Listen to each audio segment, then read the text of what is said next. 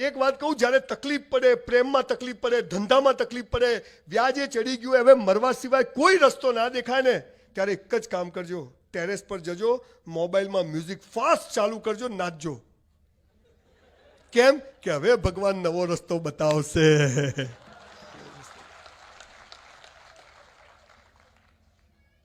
1993 એટલું મોટું નુકસાન કર્યું કે 10 વાર સુસાઇડ કરવો પડે. એક વારમાં પતે નહીં.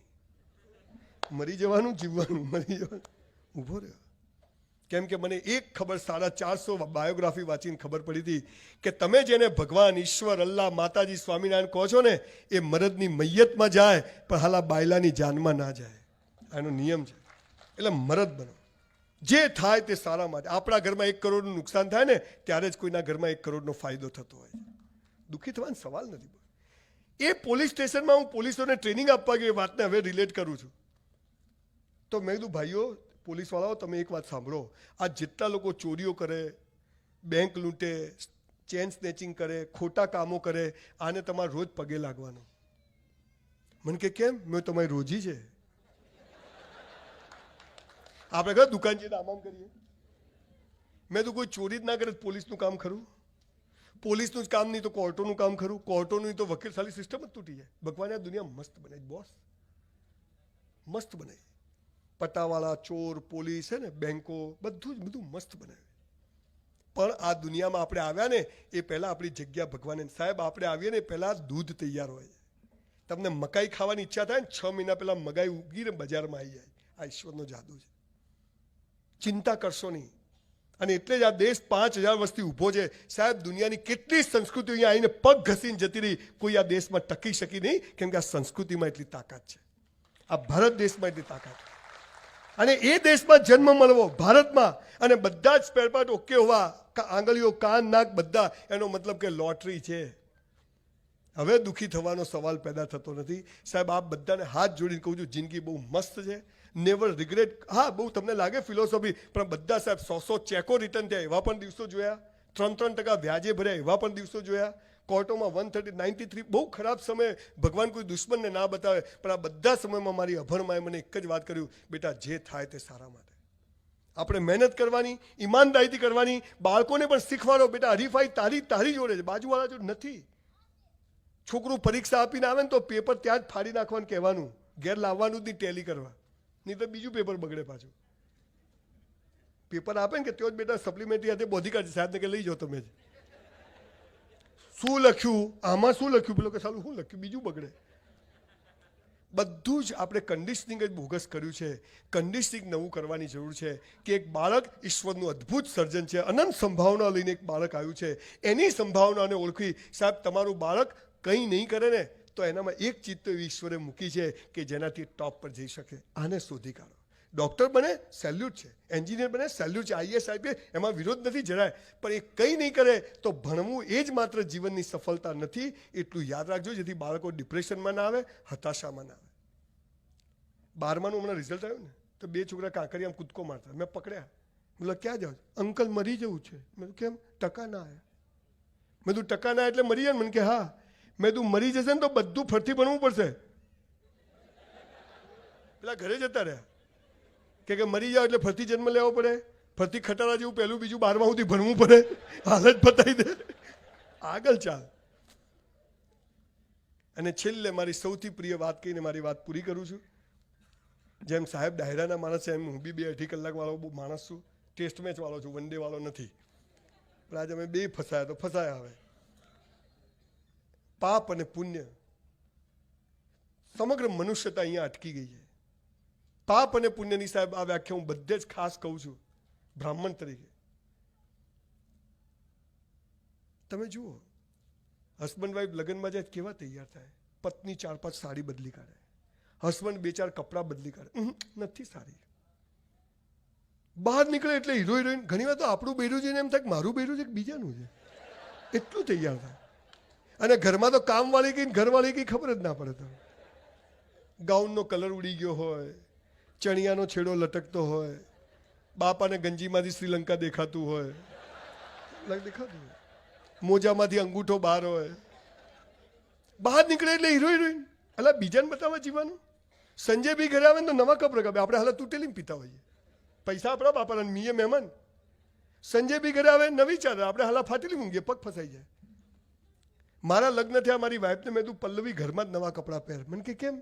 મેં તું મને ગમવી જોઈએ કે ગોમને ગમવી જોઈએ? બોલો, ઝઘડા જ થતા નથી. અલા બહેનો, સિરિયલો જોઈને એટલું તો શીખો કે ઘરમાં ટોપ જીવવાનું, બીજું તેલ લેવા જાય. સાહેબ, પાપ અને પુણ્યની સંજય રાવલની એક જ વ્યાખ્યા છે, જે બીજાને બતાવવા કરો ને એ બધું પાપ, અને પોતાને બતાવવા કરો ને પુણ્ય. આટલી જ વ્યાખ્યા, બીજી કોઈ વ્યાખ્યા જ નહીં. સિગરેટ પીવાની ઈચ્છા થાય ને રોડ પર ઉભા રહીને પીવાની, છોડવી છે પણ છૂટતી નથી. મરી જાય ને પાર આવે, છોકરા જીવે છે. મને ગમે કરીશ. સાહેબ, મેં સંડાસમાં બી એસી લગાવ્યા છો. મેં તો હાલા જીવી લો, ભગવાન લઈ લે તો. ખબર છે કેટલાય રાત્રે ઊંઘી જાય, હવે ઉઠતા જ નથી. એ ગયા, જીવી લો.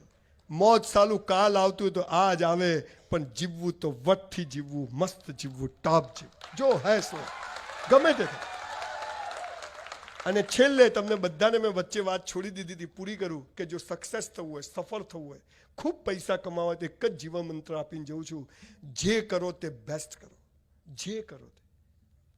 સવાર ઉઠો, કરાગ્રે વસતે લક્ષ્મી કરમૂલે સરસ્વતી કર મધ્ય તું, ત્યાંથી શરૂ કરો. મા બાપને પગે લાગો, મસ્ત નાવ, મસ્ત કપડાં પહેરો, મોજા તો ખાસ ધોઈને પહેરો. ઘણા તો બૂટ કાઢે ને મરેલો સાહેબ જીવતો થઈ જાય. જે કરો તે બેસ્ટ કરો. 11 વાગે ઓફિસ જવાનું છે, 11:15 ઓફિસ. સાહેબ 1260મો પ્રોગ્રામ છે, 1 મિનિટ મોડો નથી પહોંચતો, ઓન ટાઈમ પહોંચું. હું આવી ગયો તો ગાડીમાં બેઠો તો બહાર. જે કરો તે બેસ્ટ. પિક્ચર જોવા જાઓ, સિસોટી માતા ના આવડે જવાનું જ નહીં. આ શું પેલી કથાની જેમ આમ ભમ ભમાઈને મારવાની લાગે કે વરાછામાંથી આયા જ છોકરા લાગુ છે. હા જો, એટલે એની બાજુ પડી ગઈ, નોનસેન્સ, બહાર નીકળ, બહાર તું. અરે મજા કરવાની. અહીંથી બાઇક લઈને બહાર નીકળવાનું, કોઈ ઠોકે ને તો સોરી કહેવાનું, પણ પછી ગાળ બોલે ને ટોપ મારવાનો, છોડવાનું નહીં. પછી જે કરો તે બેસ્ટ કરો. પ્રેમ કરો, લહેલા મધનું જખ મારે. દુશ્મની કરો, ભારત પાકિસ્તાન જપ કરો. આ શું કબડ્ડી દે ઠોક, બરાબર પૂરો કરી દે. એક હોટલમાં 400 રૂપિયામાં 3 વર્ષ સાહેબ વેઇટરની નોકરી કરી, પણ 400 રૂપિયામાં 4000નું કામ કર્યું. બોલો, 3600 રૂપિયા ભગવાનના ત્યાં જમા થાય કે ના થાય? તો આજે 30 વર્ષે મારી કરોડોની હોટલ હોય કે ના હોય, તું જખ મારીને બનાવે, તું જાય ક્યાં? આ પાવર આવી જશે. જે કર્યું તે બેસ્ટ કર્યું. આજે અહીંયા બોલવા આવ્યો છું, બેસ્ટ બોલવાનું. જે કરો તે બેસ્ટ કરો. ગઈકાલ કરતા આજે બેસ્ટ, ધેટ્સ ઓલ. સવારે ઉઠ્યા, આવતીકાલનું કોઈ આજનું પ્લાનિંગ છે. આજે સાંજ સુધી શું એ ખબર નથી, અહીંથી બહાર નીકળશું ઘેર જઈશું ખબર નથી. લાંબા પ્લાનિંગ કરશો નહીં, એક જ પ્લાનિંગ, આજને મસ્ત જીવી છે. અને જે કરવું છે બેસ્ટ. સાહેબ કચરો ફેંકો ને કચરા પેટીમાં જ, આટલું બેસ્ટ. સ્કૂટર ઊભું રાખો આમ જ, ચપ્પલ કાઢો આમ જ, મોબાઈલ અહીંયા જ, મારા વોલેટમાં મારું પહેલું કાર્ડ આ છે, આંખો બંધ કરીને કાઢી શકું, આટલું બેસ્ટ. મારા ગાર્મેન્ટ્સ, મારા અંડરગાર્મેન્ટ્સ, મારા શર્ટ, મારું પેન્ટ, આ ઘડી, આ બધું જ હું નાઈ લઈશ. મારા કપડાં અહીં જશે, મારું ટબલર અહીં છે, ડોલ, ખાલી ધંધો નહીં, બધું જ બેસ્ટ. અને જ્યારે તમે બધું જ બેસ્ટ કરો ને, એટલે એને ઈશ્વર એટલે ઐશ્વર્ય, ઐશ્વર્ય એટલે બેસ્ટ. તમે જ્યારે બધું બેસ્ટ કરો ને, બધું જ, એટલે ભગવાન સમજી જાય આ મારી ઓરિજિનલ નોટ છે, હવે આને આપો. સાહેબ એપલ કંપની છે ને, એપલ કંપની, એનો કોઈ પણ ફોન લેવા લોકો લાઈનોમાં કેમ ઉભા રહે? આપણે હાલો બનેવી થાય. પણ સાહેબ એનું બોક્સ તમે પકડો ને તો 16 સેકન્ડમાં જ ખુલે. કેટલી સેકન્ડમાં? તમે એનું ખોખું પકડો ને તો અંદરનું ખોખું આટલું બેસ્ટ. જે કરો તે બેસ્ટ કરો. બધું જ. કોઈ જોડે વાતચીત કરો, બેસ્ટ કરો. પ્રેમ કરો, બધું જ બેસ્ટ. આપણે બધું ખાલી ખાલી કરીએ છીએ, અને એટલે આપણે બધું ખાલી ખાલી મરી જઈએ. આ સફળતાનું રહસ્ય છે. જેટલા લોકો સફળ થયા, એમને વાંચ્યું, એ બધાએ જીવનમાં જે કર્યું તે બેસ્ટ કર્યું, અને એટલે ટોપ પર પહોંચ્યા. એક ગરીબ ઘરનો સંજય રાવલ, એક રૂમનું ઘર ના હોય, એની બંગલાઓની ને ફ્લેટોની સ્કીમ હોય. બાપુજીની ઓટલા ઉપર દરજીની દુકાન હોય, એની 200 દુકાનોનું કોમર્શિયલ કોમ્પ્લેક્સ બનતું હોય. ચોપડીઓના પૈસાની બુક સ્ટોર ચાલતા હોય. રહેવા માટે ઘરની લોકોની બનાવું. બાપુજીની ઓટલા ઉપર દરજીની દુકાન, ગાર્મેન્ટ સ્ટોર હોય. પિક્ચર જોવાના પૈસાની ગુજરાતી ફિલ્મો બનાવી શકું.